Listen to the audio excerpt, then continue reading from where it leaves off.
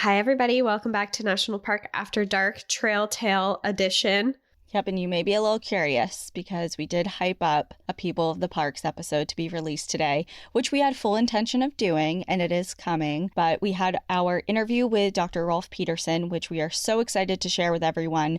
But we realized during the actual interview that he was sharing some information that has some numbers and data that isn't released yet to the public and needs to stay that way for a few more weeks. So we are going to release that next month. So today we get a Trail Tales episode. Yeah, which we love and are super stoked for anyway. And we got a ton of trail tales again from you guys. So as always, thank you so much. If you have your own trail tales, you can go onto our website, npadpodcast.com, and you can fill out a submission story there and send them right into us. We also have links on our Instagram, National Park After Dark, where you can find that link as well. Do you want to go first? Yeah, Okay. I'll go first. So I chose this story because I feel like me and this person are kindred spirits. And it is because they wrote into us about an experience at a haunted hotel. And I really appreciated the way that they wrote it. And yeah, we'll just go into it. Hi, Cassie and Danielle. I live in Denver and my mom recently came to visit from out of town. She planned a weekend in Estes Park, so of course, we had to visit the Stanley Hotel. Despite my hesitation, I'm a huge baby when it comes to ghost things. Same. She signed us up for the nighttime, come on, ghost tour. Classic.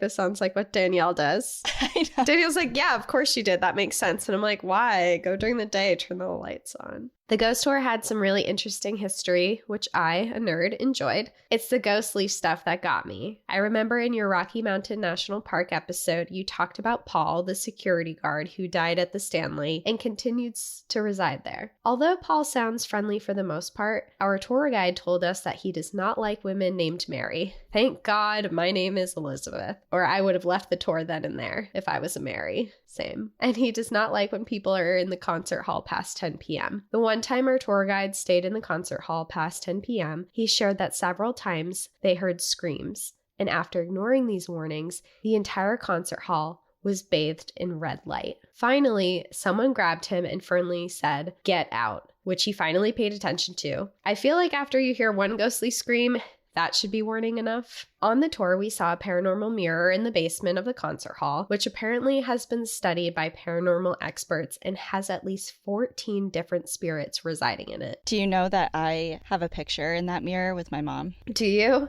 Yeah, because I took that tour too, and we stood in front. It's like a full-length mirror. You would hate it. You would absolutely hate it, but... Well, it's like that mirror we stood in front of in the morgue in the Crescent Hotel. I don't remember that. What? Mirror? I took a picture. Yeah. Oh, yeah.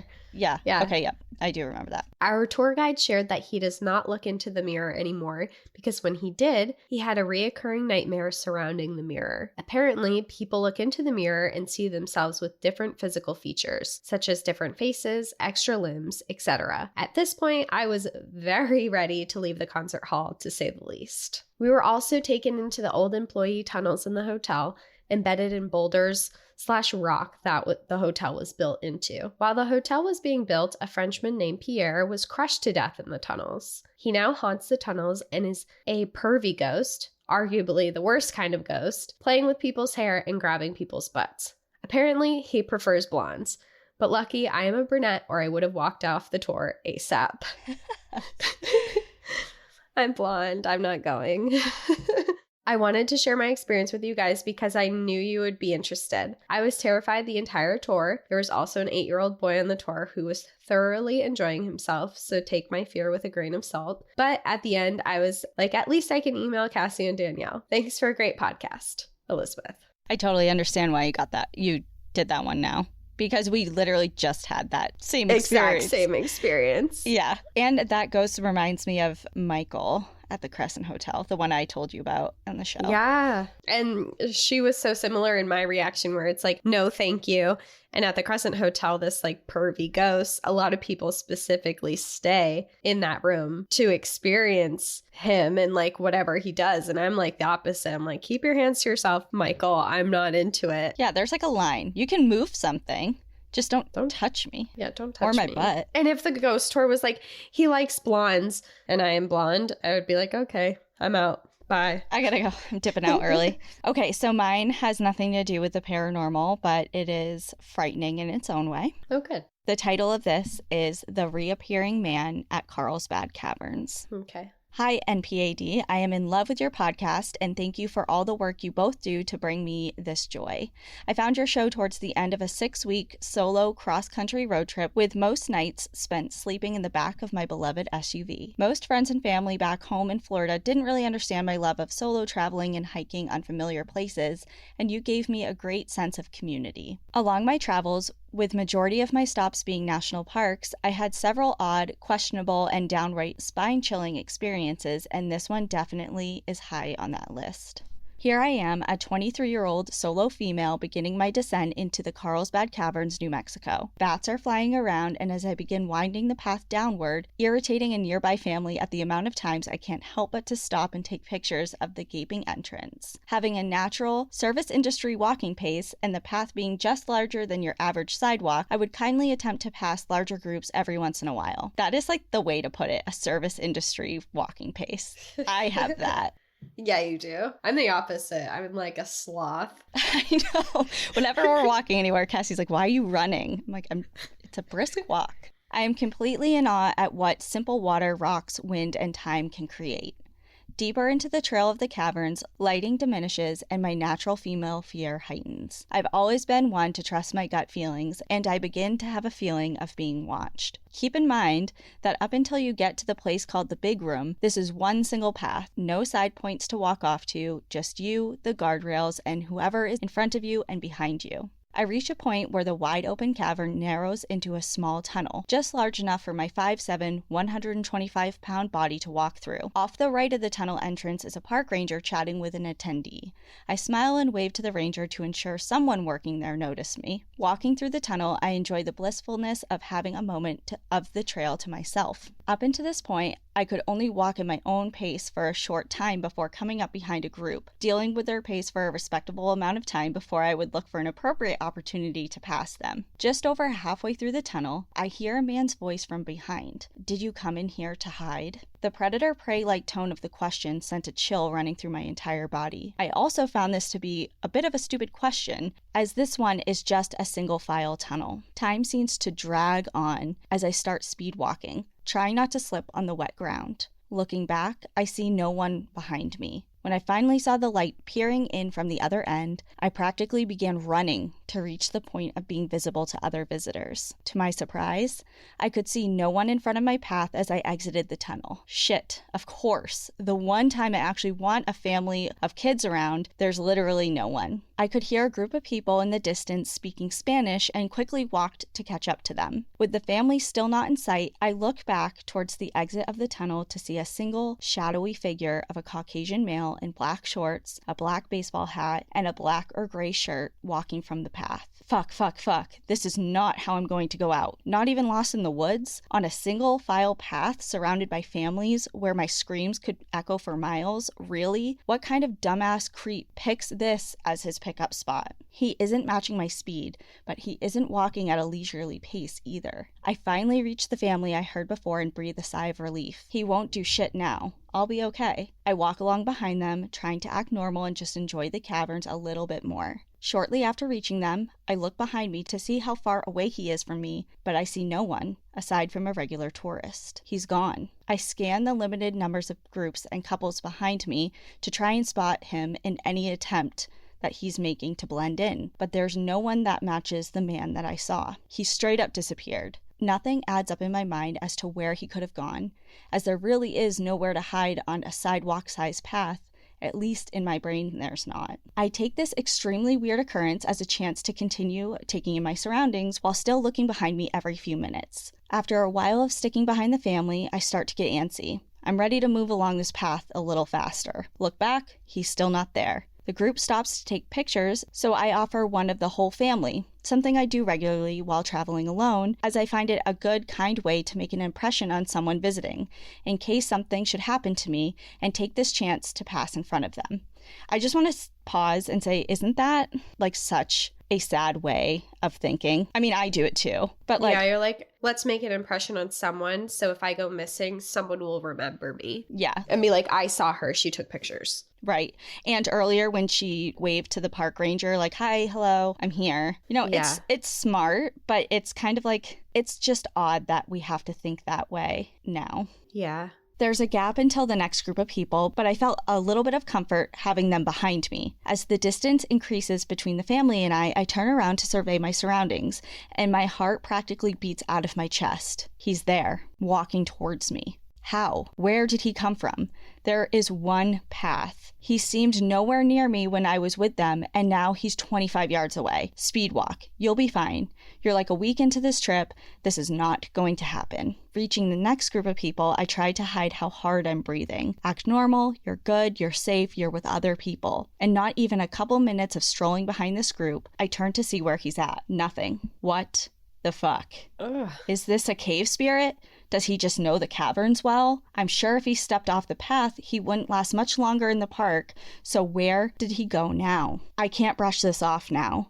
This is weird. Fast forward, he does this one more time. Passing the group of people, he reappears, and then reaching the next cluster, he vanishes. I have no words, and I'm beyond creeped out. I reach the big room, where the single lane path ends, and you can choose to either continue exploring the caverns or veer off and head up towards the gift shop to exit. I'm surrounded by people, and I don't see him anywhere. As badly as I want to continue to see the rest, I exit to the gift shop, grab my one collectible item of an iron-on patch, and practically jog to my car. I apologize for the length of this story, and please feel free to replace any profanity with whatever is podcast appropriate. Well, I didn't.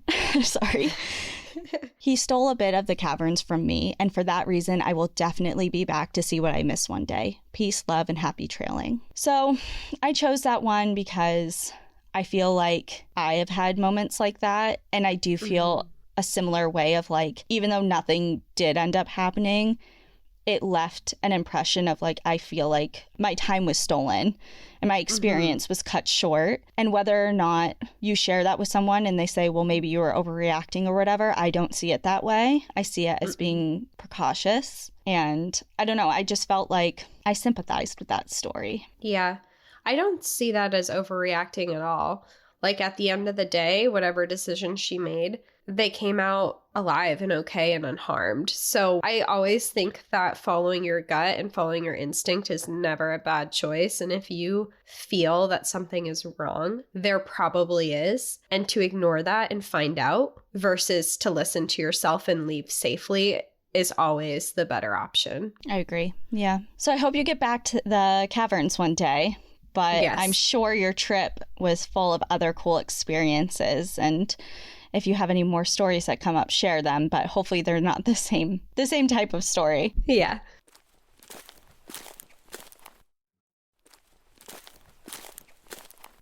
My next trail tale says, hi, Cassie and Danielle. My name is Andrea, and I wanted to start off by saying I absolutely love the podcast. I stumbled upon it pretty recently, and I've been listening to you guys every day at work since. I binged the Trail Tale episodes, and in doing so, I remembered a story that I have from my childhood. Although my story doesn't take place on the trail, it is the most memorable, somewhat terrifying wildlife experience I have had yet. However, it's definitely not stopped me from enjoying everything nature has to offer. The experience serves as a great reminder to me when us humans set foot into nature, we must respect the wildlife that resides there because it's their environment. They are the ones that are in control. I'm going to begin my story with a little bit of background information. My experience took place in the early 2000s. I had to have been around 7 or 8 years old in a coastal town on the Florida Panhandle. Even though I was young at the time, I had spent my entire life up to that point living near the beach. My mom was and is still very protective and always made it a point to put safety first when going into the water. We spent a lot of time at the beach because we live a mere 5-minute car ride from some of the best spots in town.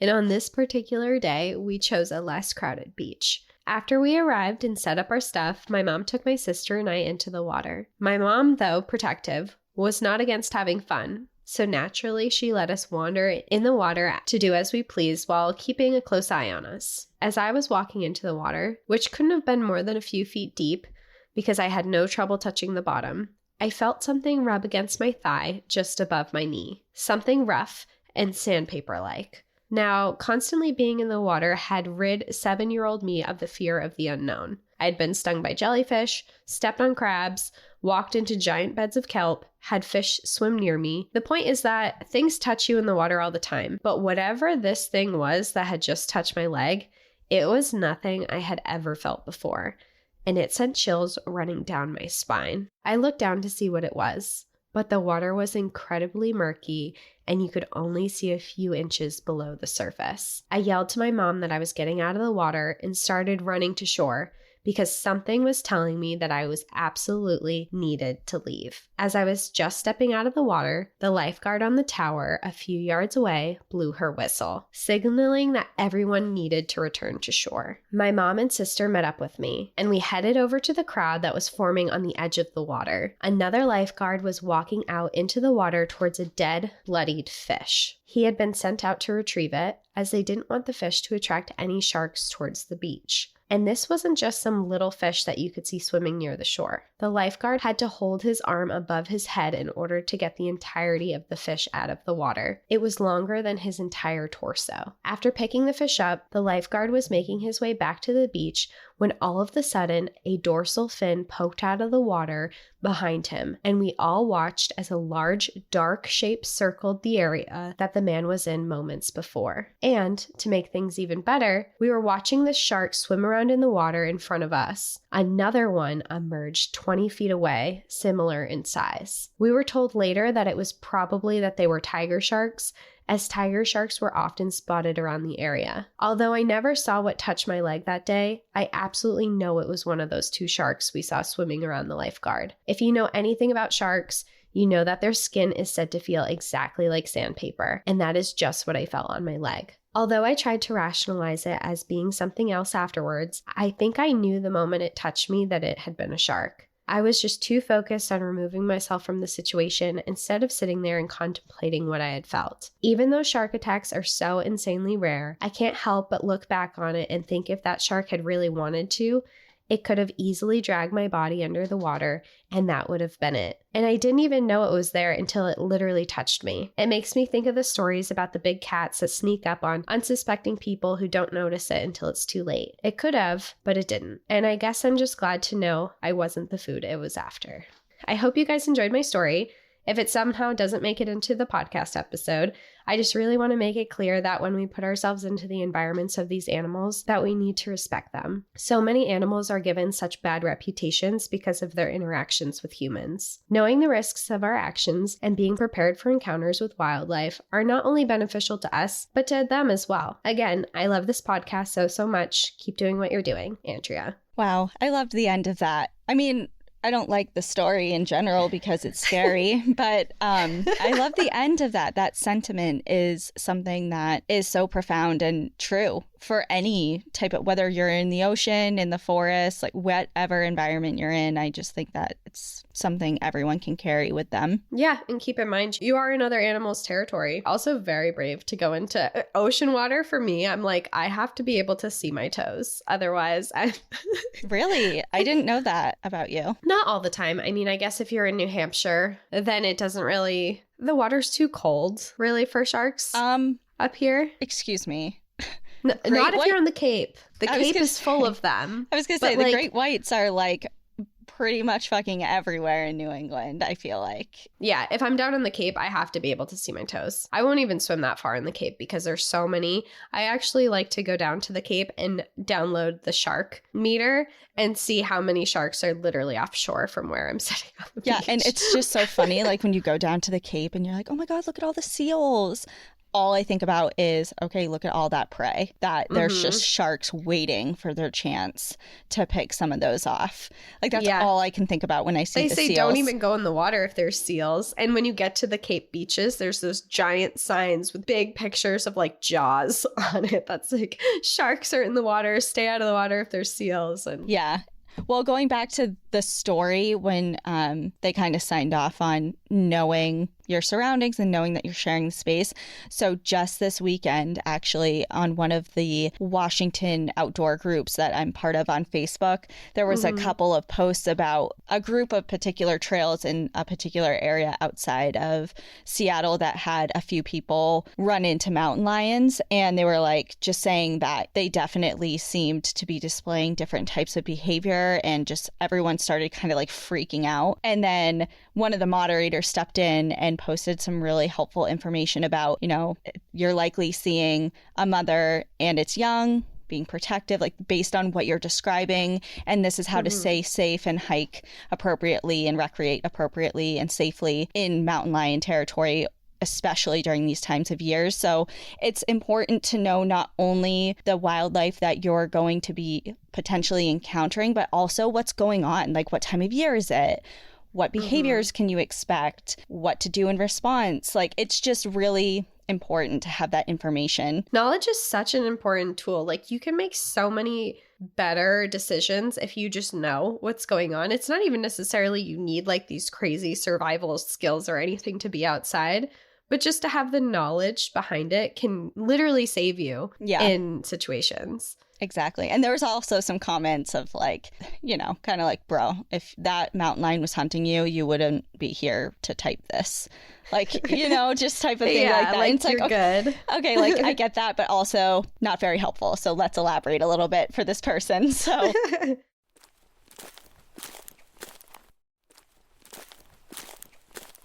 okay, so a couple of episodes or Trail Tale episodes ago, I think you were the one to say if anyone has any magic stories, like trail magic or uplifting and nice stories, to please send those in as well.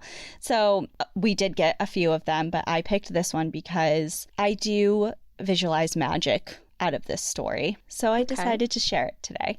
The title is called Rocky Mountain Magic, and it says, "Hello ladies, your podcast has been one of the highlights of the last year. I listen while I am working out.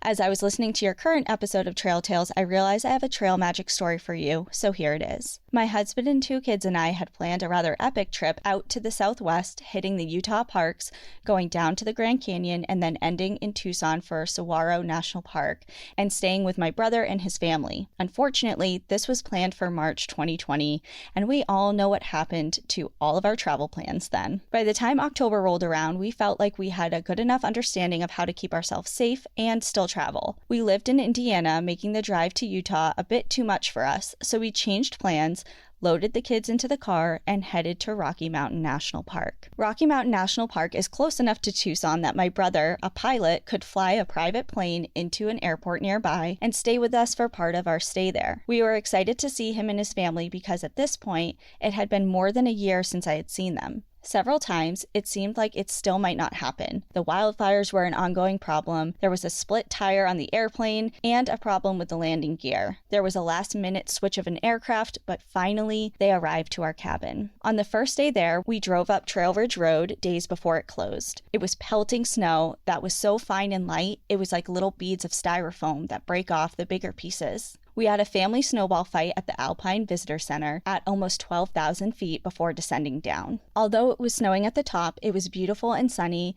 at the lower elevations. For the moment, anyways. My brother and I spied an amazing-looking trail, and on a complete whim, he and I bailed out of the car with cheery waves to our respective families, who promised to return in a few hours to collect us. We set off on the trail with one hydration pack between us, a map, and ourselves. At first, I wish I had my camera, but the memory is so magical that I am glad all I had was my cell phone for some quick pictures. Otherwise, I would have been too busy taking photos instead of experiencing it. It turned out we had plopped ourselves on the trail that took us in a loop around Moraine Park. On a sunny day, it's a majestic setting, open fields encased by looming mountains, with a stream running through it. As soon as we set out, the snow that was at the higher elevations rolled down to us, and it was a combination of fog, snow, and spitting rain. Sounds awful, right? It was amazing. It was eerie and ethereal, like walking through the mists towards an enchanted place. Every few minutes, the fog would clear and you'd get a breathtaking view as we followed the trail in and out of the tree line. We were the only people on the trail, and we could hear what was the stream. Oh no. We were the only people on the trail, and all we could hear was the stream.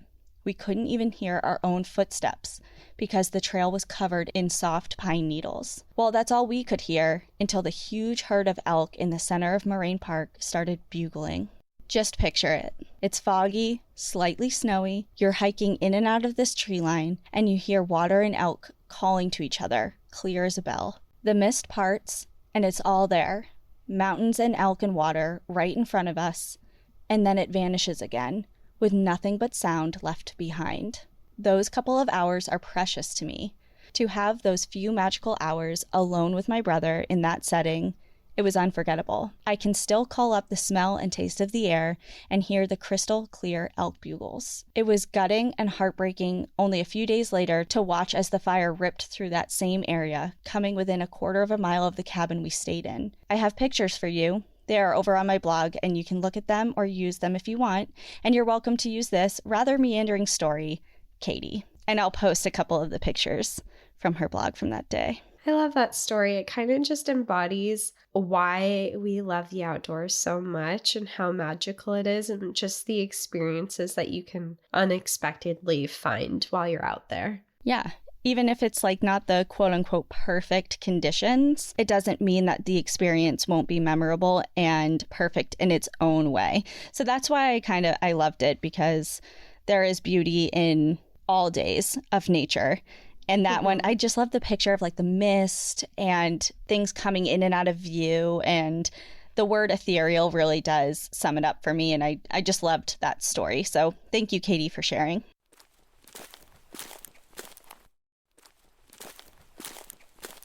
Awesome. Well, I have another. This one is titled Not a Trail Tale, but Fringe/Adjacent. Discovered you lovelies 2 weeks ago and have been binging. I'll try to tell my story quickly, but it does require a little backstory. Bear with me, I promise a little ooky spooky and a national monument tie-in. 17 years ago, I met this really great guy who was in our local community college criminal justice program. I was an overnight cashier at a convenience store that our local boys in blue frequented during lulls in their shift. And as part of this program, he did job shadowing where he'd ride along with officers on duty. Pretty soon, he started coming in on his free nights to spend a couple hours bullshitting and scratching off lotto tickets. I eventually left that job for a better pay elsewhere, but a few months later, I ran into him in a grocery store. He asked for my number, and I was understandably shocked when he called me that same evening. We drove around on back roads for hours, and before dropping me off, he told me he was leaving the next week to start training as a state trooper in BFE, Nebraska, some 9 hours away. We kept in touch initially, and he invited me to come visit a few times. He loved road trips and wanted to take me to Rushmore, Badlands, the Black Hills, and Chimney Rock. The last few years, our contact sort of trailed off, but I was unquestionably sure he'd be back in my life at some point, especially with my daughter graduating high school last spring. He didn't want kids, and I already had one, so. Fast forward to August of last year, I was eating breakfast at my mom's house one morning. She was sitting at the table reading the paper and asked me the name of that state trooper you used to run around with. She had just come across his obituary. For reasons still unknown, he decided to take his own life. This is the first time in my life, I'm 41, that I have ever literally grieved, and I never wish to again. As irrational as I know it is, I also have moments of guilt for not maintaining our friendship. I'm not a huge believer in paranormal. My take on things is usually, just because I don't know the logical explanation for something doesn't mean there isn't one. But here's where the weird stuff begins. His parents still live in the same town as me, so his funeral and burial were here. I did attend the visitation. Then, after I left, my daughter and I had some errands to run. I never knew there was a company in town called, and I'm going to change the names for this story because they asked for that, called Smith Enterprises, his last name, until a truck bearing their logo crossed in front of us at the intersection not 30 minutes after I left the funeral home. My daughter and I exchanged glances. I arrived at work that night to start my shift as a caregiver in the assisted living community, and there, on the reception's desk, was a floral arrangement with a card from the family of John Smith. There have been multiple other incidences that those who believe in this sort of thing insist are John talking to me. But here's my national park connection. Shortly after he passed, I decided that I am now required to take a road trip and see these places that he wanted me to. But as weeks passed, I started to wonder if maybe it would be too upsetting to go without him. I was literally having this eternal debate at work one night while taking care of some tasks outside when something reflective on the sidewalk caught my eye. I bent down to see what it was. And did you know that Hardee's at one time had a series of kids' meals that focused on national parks? I know now, after finding a National Park Foundation card. So yes, there's a trip out there to the Badlands and Chimney Rock in my near future. Who knows? Maybe after the trip, I'll be emailing you again. P.S. I actually started this email several days ago and had decided not to send it. Then, this afternoon, I was binging your podcast again when I heard the story of the woman whose trip to Maui was canceled due to the pandemic. So she went hiking on the day she would have flown out and found a random pin that said Maui just off the trail she was hiking. So yeah, I took that as another sign from John. Love the podcast and I'm disappointed to be caught up because that means I'll have to start waiting a whole week in between episodes. The end. I love that. I'm such a big, I'll take it as a sign person because what's the harm? First of all, I'm in a position where I would like to believe that certain things I see are signs from a loved one who has passed away. And if it brings you comfort, then why not take that as a sign from your loved one and take it as a moment to reflect on them and your time spent with them and things about them. And who knows? I'm a person who personally, I don't really believe in coincidences either. So to suddenly notice this company that's been there your whole life and you suddenly notice it on the day of their passing, I feel like there's not coincidences. And I totally believe that you can see things and feel signs from people. Yeah, well, I hope you have an amazing trip. And whether it's happened yet or not, or it's in the planning stages, it'll be a memorable one. So we wish you the best. Okay, so my last one, actually, well, technically it's not my last one because we're going to be sharing an extra tale, right, for Patreon peeps? Yeah, we're each going to read an extra story for Patreon. So if you're a Patreon member, you'll get a couple little bonus episodes after this. Yep, this is my last one for everyone. Okay. So this one, we're visiting a park that you recently covered. Okay.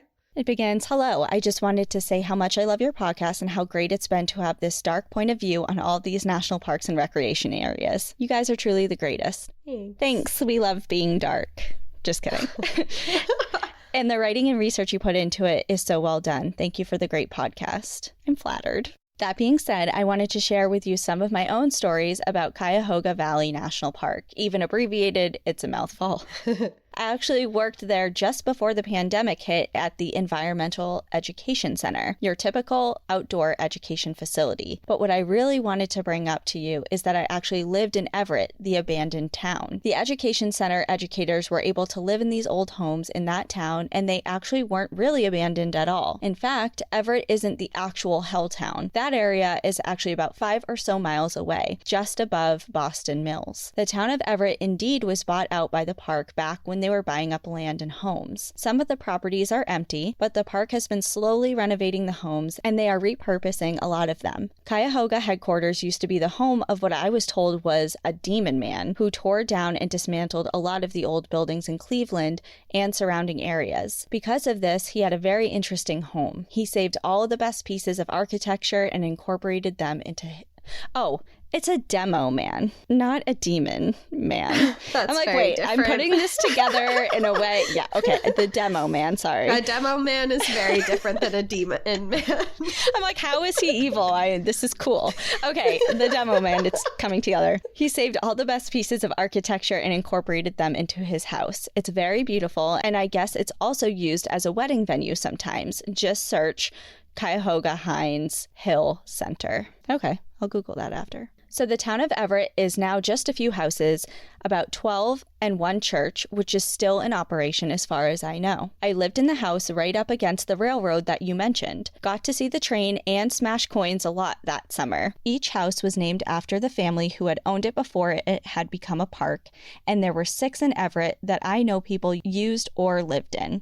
I don't remember the names of any other houses, but mine was Hardy. I loved it. It was a 2-story century home with a simple farmhouse build style. It had all modern conveniences at the time I lived there. AC, internet, flushing toilets, and a wonderful porch. I spent most of my nights on that porch and even bought a couch for it. Porch couch! I'd seen shooting stars, coyotes, and drunk ramblers pass by that porch. I could honestly go on and on for way too long about how magical that porch was. There were 3 other people that lived in Hardy with me, and we would often host game night or Hardy parties where you party hardy. I even met my now girlfriend and started our relationship there at Hardy on that porch couch. You dog.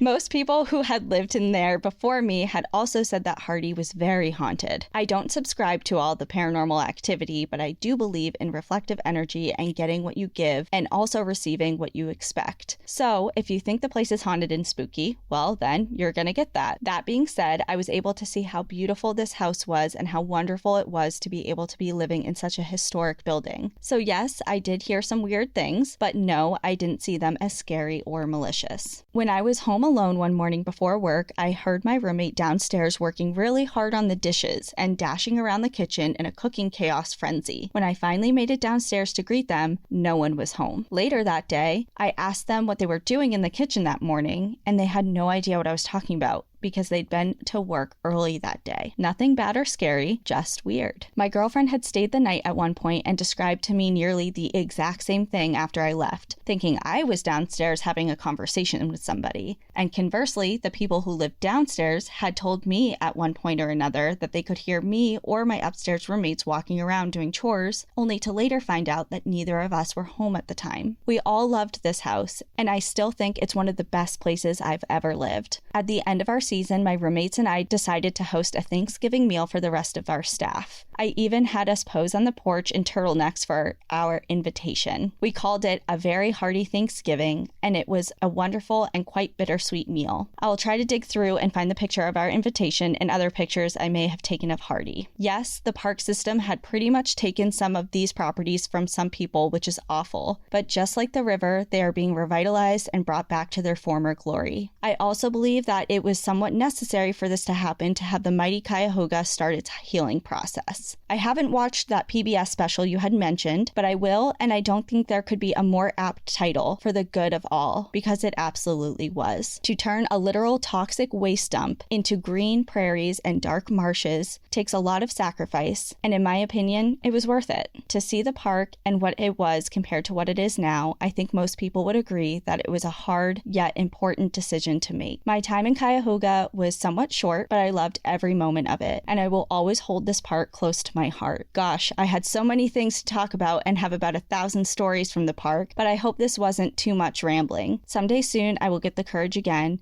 and I'll try to send you a few more trail tales I've picked up on in my travels. But for now, I better stop before I compose a novel. Again, thank you both so much for what you do and who you are. You are both awesome, and my girlfriend and I love the podcast, Vinny. What a cool story. I love that. And I feel like, again, it's another story that's embodying like why we love national parks and what's so special about them, especially because I think Cuyahoga is one of those ones that is less known. Yeah. So it's cool to hear someone's real experience there and how much the place means to them. And they got to just like live there and experience the park in a completely different way. And obviously you worked there in the educational center. And I just think to be able to live in one of those historic buildings, it's just like, even if it was a short amount of time, that's my dream. So you lived the dream, and I want to hear more stories about it. So if you have any, let me know. Yeah. And I understand that you don't want to like subscribe to the haunted thing, but you heard some weird shit. And I know you can't explain it, and you do admit that it's weird, but what's the explanation? You got haunted. you got haunted. Okay. Oh my gosh. Okay. Well, we do have 2 more. They are going to be specially uploaded to Patreon. So if you're interested in joining our Patreon, you can go to Patreon and find us, National Park After Dark. We have links on our Instagram bio straight to our Patreon as well. That's it for this episode, unless you want to join our Patreon or a part of it. But we'll see you on Monday. And in the meantime, enjoy the view. But watch your back. Bye, everyone. Bye.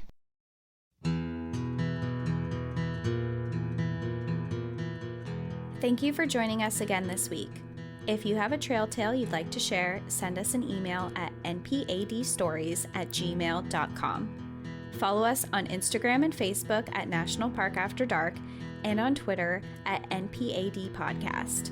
Become an outsider by joining our Patreon, where you'll gain access to monthly bonus stories and exclusive content.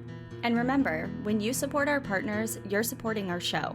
To access our special discount codes along with source information from today's episode, check out the show notes.